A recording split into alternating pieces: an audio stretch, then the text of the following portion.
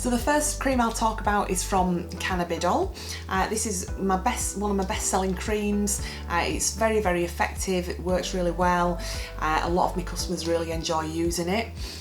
It has been clinically proven to repair, soothe and restore skin. So as you can see, it is available as a 250mg strength or a 500mg strength. If you're new to CBD, it's always best to start on the lowest strength and only move on to the higher strength if you feel it necessary.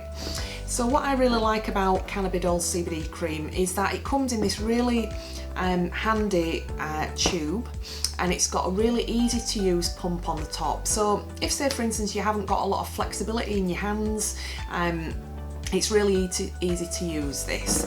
So all you would do is you would just turn it on, and then you just press down the pump and it comes out just like that. So if you do have trouble with your fingers, you don't have a lot of flexibility, you can just use your fist, or you could even use your elbow if you wanted to.